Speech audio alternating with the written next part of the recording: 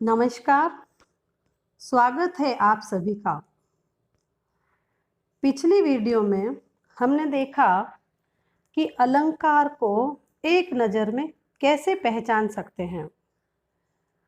आज मैं लेकर आई हूँ अलंकार का दूसरा भाग। पिछला वीडियो अगर आपने नहीं देखा है तो वीडियो के डिस्क्रिप्शन में आप जाकर उसका लिंक देख सकते हैं। और अब हम एक एक अलंकार का डिटेल में अध्ययन करेंगे। आज हम देखेंगे कि अनुप्रास अलंकार क्या है और इसके कितने भेद हैं। सबसे पहले हम अनुप्रास अलंकार का अर्थ क्या है यह देखेंगे। तो देखिए, अनुप्रास दो शब्दों से मिलकर बना है, अनु और प्रास। अनु का अर्थ है बार बार और प्रास का अर्थ होता है वर्ण। किसी काव्य या वाक्य में यदि कोई वर्ण बार बार आता है तो वहाँ पर अनुप्रास अलंकार होता है। देखिए, अनुप्रास अलंकार की परिभाषा देखते हैं। यदि एक वर्ण की आवृत्ति बार बार होती है तो वहाँ अनुप्रास अलंकार होता है। किसी विशेष वर्ण की आवृत्ति से काव्य सुनने में सुंदर लगता है। अब हम अनुप्रास अलंकार के कुछ उदाहरण देखते हैं। देखिए, पहला उदाहरण, तरनी तनुजा तट तमाल तरुवर बहु छाए। इसमें त वर्ण दो से अधिक बार आ रहा है। एक ही वर्ण त की बार बार आवृत्ति हो रही है, तो ये क्या हुआ? अनुप्रास अलंकार। इसका एक उदाहरण और देखते हैं। देखिए, चारु चंद्र की चंचल किरणें खेल रही हैं जलथल में। यहाँ चवर्ण की आवृत्ति बार बार हो रही है, तो यहाँ भी क्या हुआ?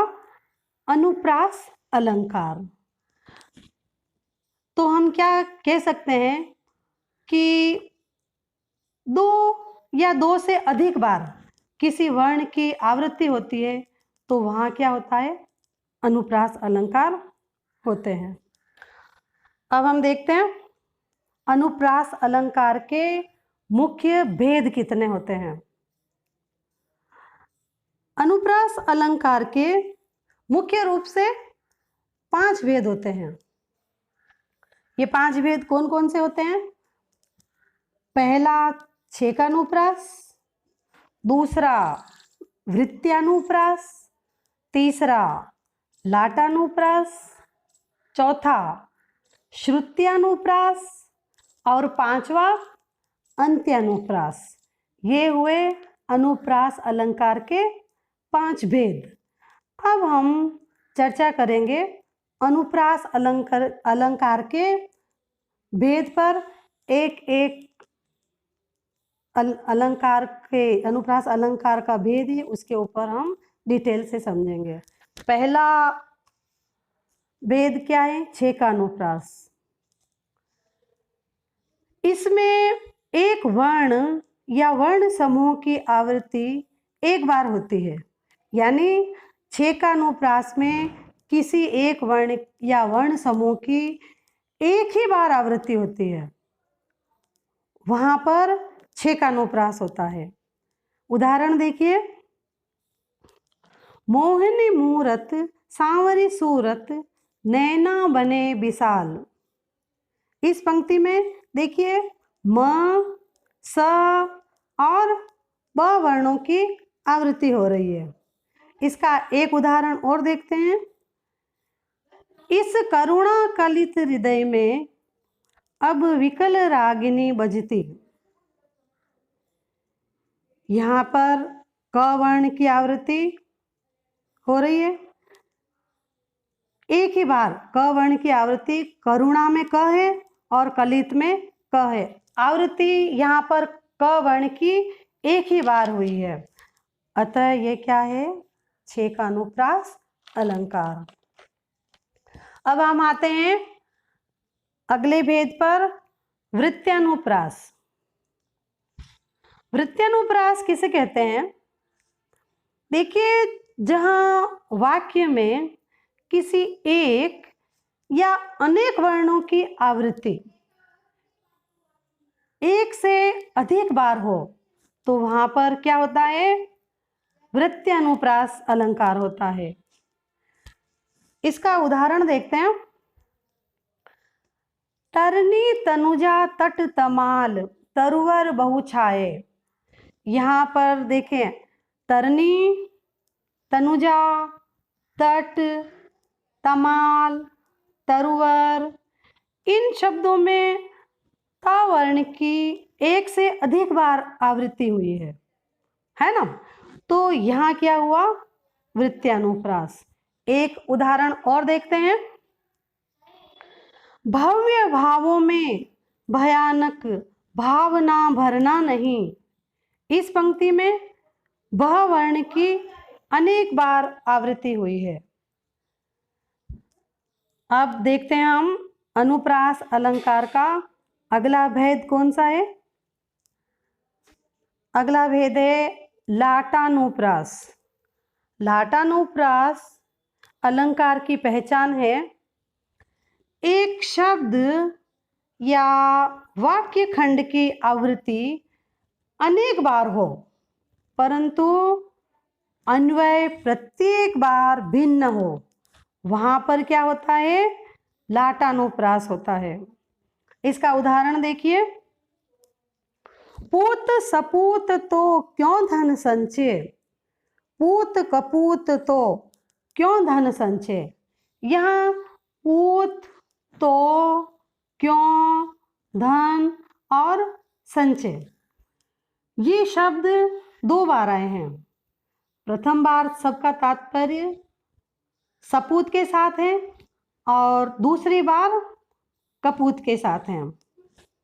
ये हुआ लाटानुप्रास। अब हम आते हैं श्रुत्यानुप्रास की ओर। श्रुत्यानुप्रास अलंकार को समझते हैं। इसमें क्या होता है कि मुख के एक ही उच्चारण स्थान से उच्चरित होने वाले वर्णों की आवृत्ति होती है, तब वहां पे क्या होता है, श्रुत्यानुप्रास होता है।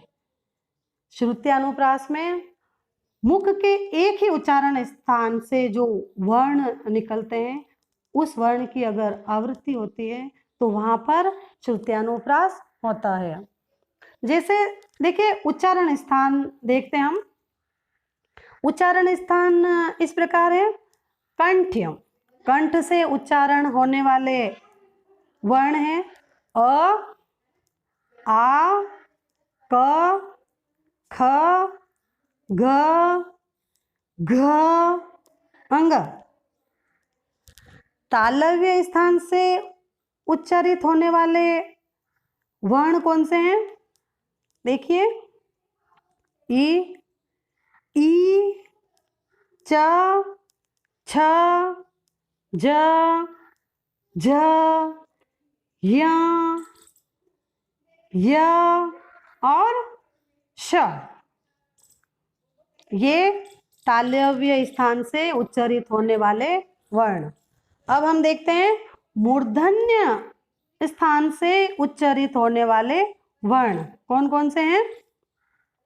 रि, ट, ठ, ड, ढ, ण, र और श।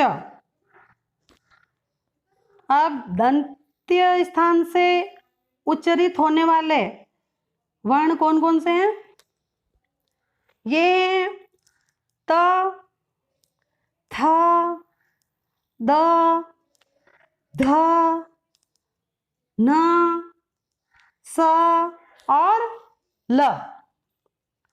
अब ओष्ठ्य स्थान से कौन से वर्णों का उच्चारण होता है, देखते हैं। उ, ऊ, प, फ, ब, भ और म। ये इन उच्चारण स्थानों के वर्ण हैं कि कौन सा वर्ण किस उच्चारण स्थान से आता है। अब देखिए, हम उदाहरण देखते हैं। दीनांत था, थे दीननाथ डूबते, सधेनु आते, ग्रह ग्वाल बाल थे। यहाँ दंत्याक्षर प्रयुक्त हुए हैं। दंत्याक्षर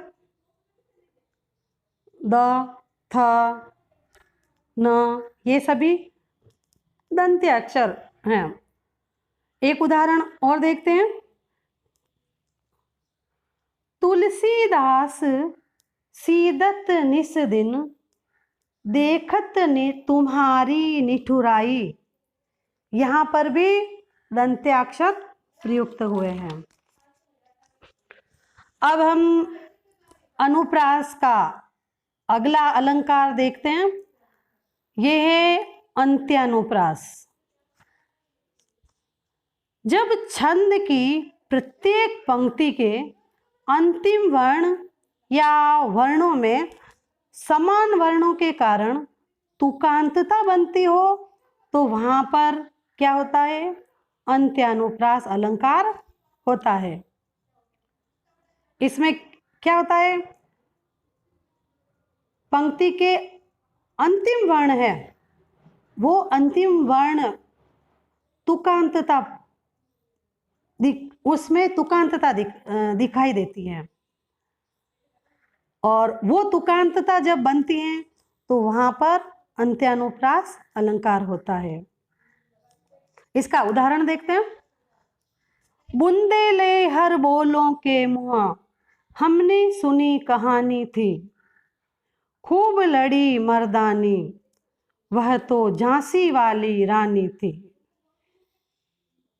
ये इसमें तुकांतता अंतिम दोनों पंक्तियों में जो वर्ण है थी, इससे तुकांतता बन रही है।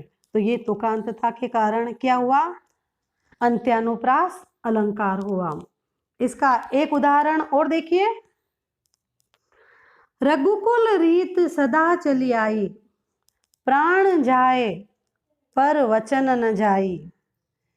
यहाँ देखिए, अंतिम वर्ण की तुकांतता के कारण यहाँ पर भी कौन सा अलंकार है, अंत्यानुप्रास अलंकार है। ठीक है, दोनों उदाहरण में अंत में तुक मिल रही है। ये हमने समझा अनुप्रास अलंकार को। अब अगले वीडियो में हम यमक अलंकार का अध्ययन करेंगे। वीडियो पसंद आए तो अपने दोस्तों के साथ शेयर करें, लाइक करें और हमारे चैनल को ज़रूर सब्सक्राइब करें। धन्यवाद। तब तक के लिए जय हिंद।